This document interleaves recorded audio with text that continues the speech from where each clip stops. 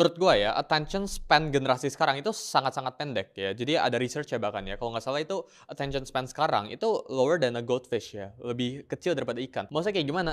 Jadi orang-orang zaman sekarang itu nggak bisa fokus ke satu bidang atau satu niche yang mereka kerjakan. Padahal buat lu sukses atau buat lu jadi high NWI ya, lu harus fokus ke satu niche, lu harus fokus ke satu bidang. Misal gua ya, gua ketika kerjain ya financial market ya, gua cuma bakalan kerjainnya financial market. Dulu gua ngedesain post ya, gue cuma bakalan ngedesain post. Gue nggak lompat-lompat, gue nggak bulan ini ngedesain post, terusnya gue ngerasa udah hebat, terusnya bulan depan gue pindah lagi ke apapun itu ya, tiba-tiba gue ngedit video kayak, terusnya bulan depannya lagi gue malah jadi ngapain gitu. Tapi intinya tuh gue fokus di satu bidang ya. Ketika gue udah master di satu bidang ini baru gue pindah.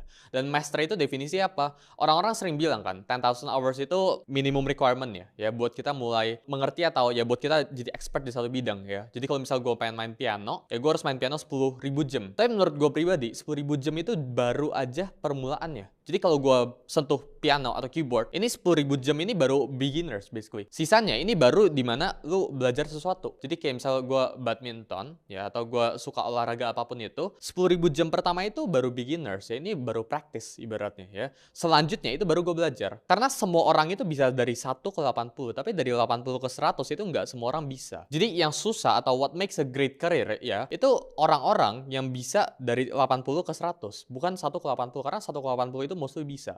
Ya, tapi ketika ada additional dari 80 ya, progress dari 80% ke 100%, di situ letak susahnya. Menurut gue ya, sekarang itu kita udah terbuka sama yang nama itu informasi. Jadi teman-teman ini simply tinggal ikut ya, copy paste yang terbaik di bidangnya. Jadi kalau misal gue pengen berjaya ya atau sukses di financial market, misal gue pengen trading di forex gitu ya, atau gue pengen trading crypto, gue pengen trading saham, gue tinggal cari orang terbaiknya itu di mana ya, dan itu accessible di mana-mana. Lu tinggal baca cara playbook mereka main itu kayak gimana, dan everything itu kalian bisa akses sekarang di internet ya. Jadi basically menurut gue ya, ikut-ikut itu nggak apa-apa ya. Orang itu suka takut ya kalau mereka ikut-ikut, mereka pengen ya atau berusaha buat diri mereka itu seakan-akan gue itu original, berusaha buat create originality pada dirinya ya. Padahal menurut gue there is nothing original. Lu simply tinggal ikut atau copy paste apapun yang lu kerjain, cari yang nomor satu, lu tinggal ikutin apa yang dia lakuin.